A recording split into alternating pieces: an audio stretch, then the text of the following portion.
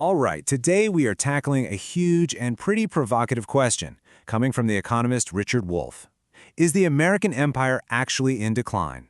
Now, according to Wolff, if you really want to understand the political and economic chaos of our time, you've got to look past the day-to-day headlines and see the much bigger picture, the picture of an empire under some serious stress.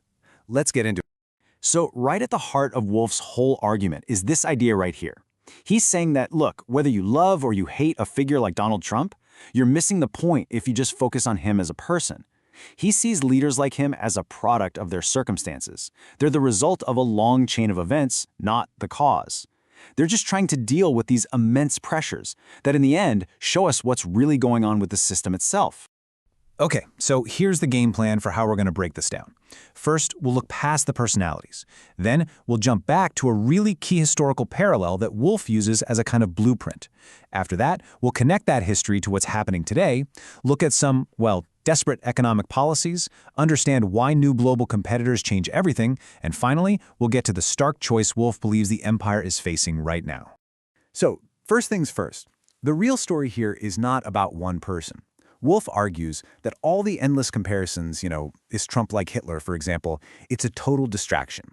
The real work, he says, is to understand the systemic forces that allow figures like that to rise in the first place. This right here, this requires a real shift in perspective. See, Wolff isn't interested in the psychology of any one leader, not at all. He's looking at the pressures, economic, social, global, that are pushing on them, because it's those forces that dictate their actions and tell us the real story. In his view, leaders are basically just trying to cope with a situation that's already spiraling out of control. So, how does something like this actually play out in history? Well, to get a handle on the pressures facing America today, Wolff points to a really powerful parallel: the collapse of Germany's Weimar Republic back in the 1920s and 30s. He uses it as a kind of historical case study for what happens when a proud, stable society gets hit by one devastating shock after another. You have to see how fast this all happened. It was this relentless 1-2-3 punch. First, a devastating lost war. Then, immediately after, crippling debt from the Versailles Treaty. Then, the worst inflation in modern history. And as if that wasn't enough, boom, the Great Depression hits. Wolff argues that this sequence of catastrophes just completely hammered the German working class, leaving them feeling betrayed, furious, and honestly desperate for any kind of solution.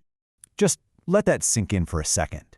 Imagine the entire life savings of your parents and your grandparents, everything they worked for, just gone, wiped out.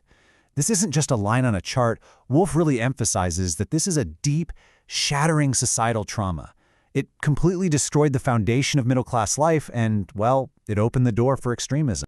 And here is where Wolff makes the connection. He believes a similar, though, different set of shocks is hitting the American working class right now. He argues that we are seeing the exact same symptoms of deep anger and instability that were bubbling up in Weimar Germany. And here's his direct comparison. On one side, you have Germany, a proud working class that experiences this rapid, shocking fall from grace. On the other side, he argues, you have the U.S., a working class raised on the idea of American exceptionalism that is now facing its own series of destabilizing blows, shaking its faith in the whole system. And these are the specific shocks he's talking about. You've got decades where wealth has just flowed upwards. You have a series of lost wars that have slowly chipped away at national pride, the massive disruption of a global pandemic, and now the constant sting of inflation. You put all that together and you get a population that, in Wolff's words, is upset, angry, and doesn't see a way out. And this feeling of desperation, Wolff says, it's not just a feeling, it's reflected in our economic policy. He points to things like tariffs, not as some brilliant strategy, but as a sign of a system that is basically out of good ideas and is just trying anything. Okay, so before we go any further, it is absolutely crucial that we're clear on what a tariff actually is. Wolff really hammers this point home. Despite all the political talk, a tariff is a tax, and it's paid by the domestic importer, the American company, not by the foreign country. It's a cost that gets added right here, at home. And here's how that actually ends up affecting you.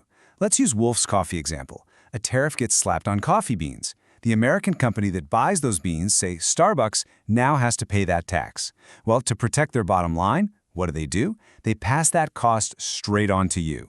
And the result? The price of your daily coffee goes up. Now multiply that effect across thousands of imported products, and you can see how it becomes a major engine for inflation. And this brings us to this really powerful analogy Wolff uses. A Hail Mary pass in football, right? It's what you do when the clock is running out, you're about to lose, and you just heave the ball down the field and pray for a miracle. It's a gamble. It's born of pure desperation.